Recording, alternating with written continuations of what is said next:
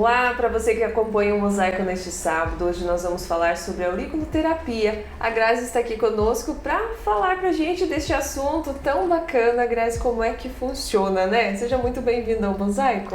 Muito obrigada, e sim, é uma alegria enorme estar aqui fazendo parte deste quadro que sempre contribui com tantos conhecimentos e a serviço da vida.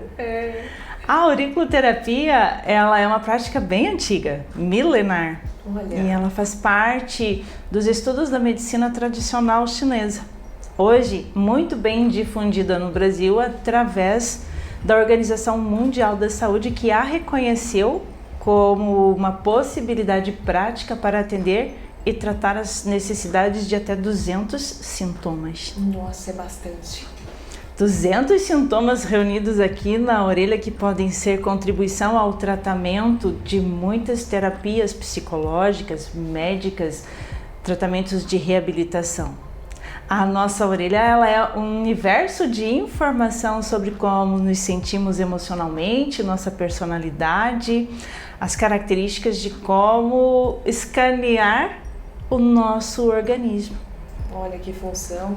Através dela é possível identificar se a sua personalidade é uma personalidade centrada, comunicativa, expansiva ou se é tímida e retraída. Se traz uma emoção mais aberta, se está mais acessível ou se traz a introspecção e o recolhimento também em relação às suas manifestações e caráter. E mais, né? Nós podemos por meio dela ajudar as pessoas a prevenir problemas, porque a orelha, ela representa o nosso corpo todo.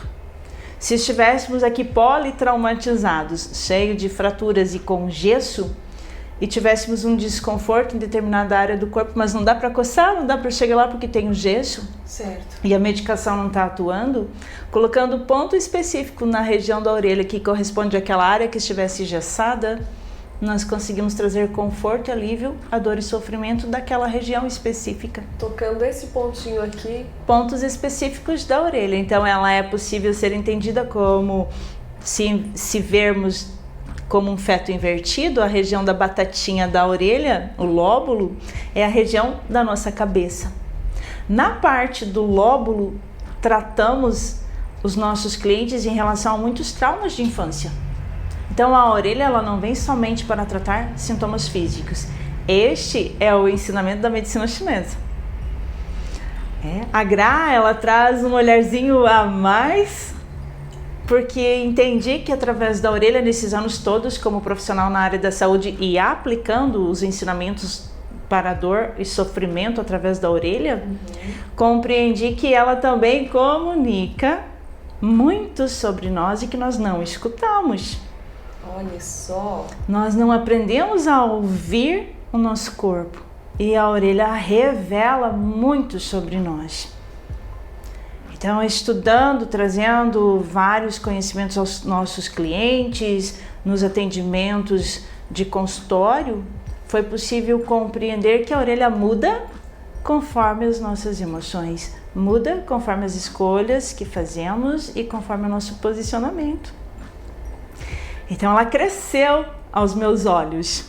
Ela se tornou muito importante não só para tratar sintomas, como a tradicional faz. Certo.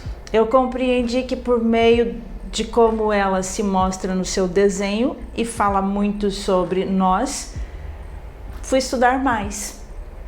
E achei artigos que estavam esquecidos sobre a orelha. Escondidos. Tu sabia que ela foi muito tempo utilizada para teste de paternidade? A orelha. A orelha. A orelha era utilizada como teste de paternidade. Como hoje faz o exame de DNA mais evoluído, sossegaram com as orelhas. Mas era por meio dela que se comprovava a paternidade de um filho. E opa, aí vem o feeling da pesquisa. Na minha área como profissional da saúde, se identifica a paternidade, se trata de informações do DNA. Certo. Então, as orelhas trazem informações dos nossos ancestrais. E que o desenho da nossa orelha não é igual em ninguém. Tua orelha é única.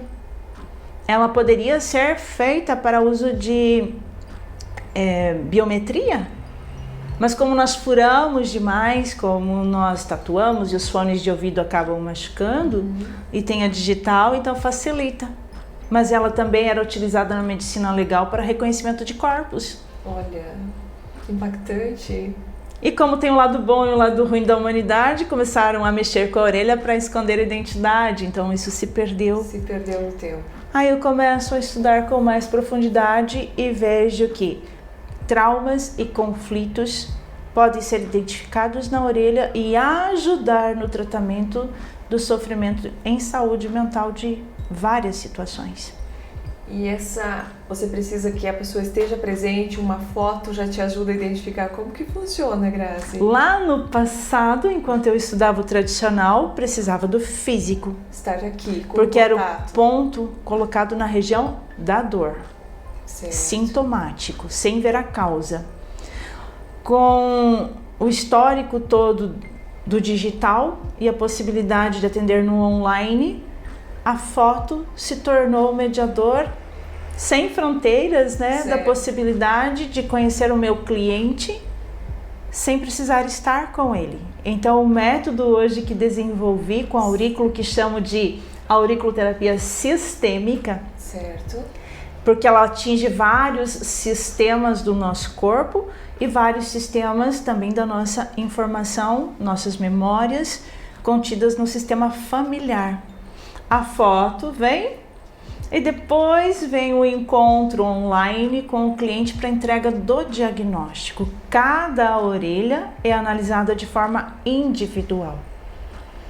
Cada orelha é vista com as suas informações do hemisfério direito, hemisfério esquerdo do cérebro. Elas trazem informações diferentes. Onde elas se comunicam, né? Temos as orelhas, então se tirássemos a nossa face, as orelhas se juntariam e formariam o coração, uma metáfora. E que a nossa junção da orelha tem nervos aqui do lóbulo que conectam com o tronco cerebral.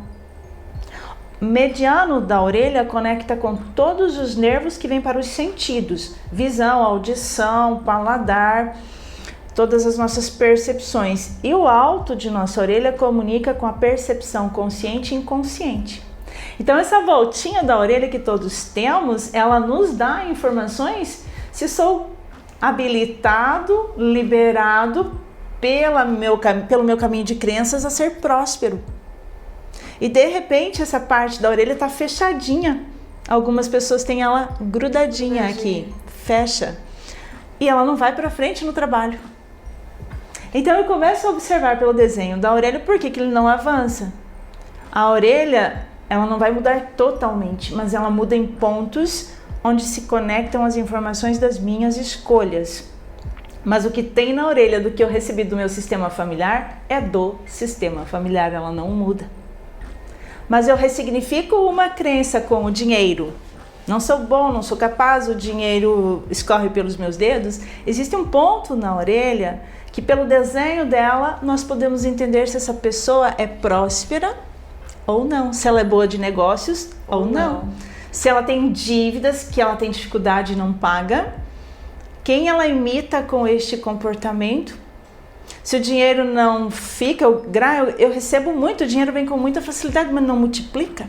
Quem enterrava dinheiro? Quem tinha o dinheiro como uso de exclusividade e não fazia partilha? Quais os problemas e conflitos de herança?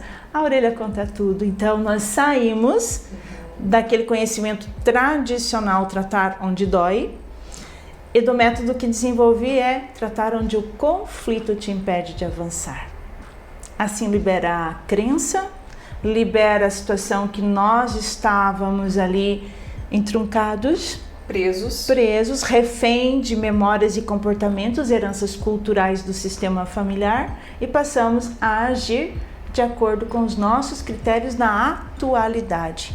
Porque a orelha, ela conversa com memórias do passado e com memórias do presente. E o que eu vou determinar para a minha vida é como eu estou vivendo o meu processo de maturidade nas escolhas que faço. Aí já não se põe culpa em pai e mãe. Não se põe culpa em outros, não se transfere. É algo nosso. Aí você trabalha você. Aí trabalho a pessoa que está em conflito com as escolhas que faz e não consegue se posicionar, prosperar, para que ela pare de procrastinar, transferir, para que ela assuma as escolhas que faz e se conecte com o propósito. E evolua. O caminho é esse. O desejo é de evolução. E existem pontos na orelha que te dão um start da vitalidade, da energia, da capacidade de clareza e visão e decisão. Não deu, não me coloco na vítima, porque através da orelha é possível perceber se a pessoa está na postura da criança, na vítima, naquele que não assume as consequências do que escolhe, se ele está na postura do salvador.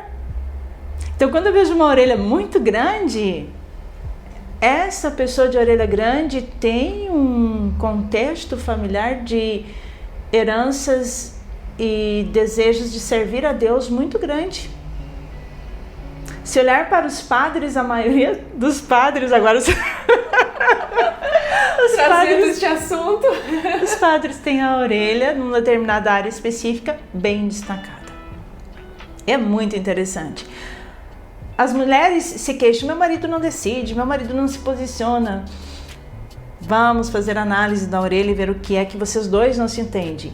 A orelha da mulher tem uma dinâmica de expansividade, neste exemplo, certo. E do marido é mais fechada. Por quê? Porque ele foi criado num contexto de proteção, de ausência, de falta, de medo, de censura e não foi educado a tomar decisões. Significa que ele vai ser assim a vida toda? Não. Agora, como neste casal, por exemplo, nós levantamos esse problema e juntos vamos buscar a solução sem um se colocar superior ao outro. E as orelhas vêm para mediar as relações. Primeiro a gente com a gente mesmo, depois com o outro. Trabalhar essas questões juntos. E como que é isso, Grazi? É demorado esse processo? Depende.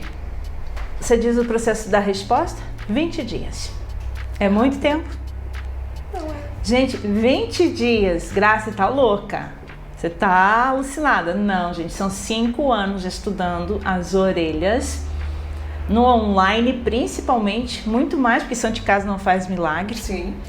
E percebendo a mudança de postura de vida.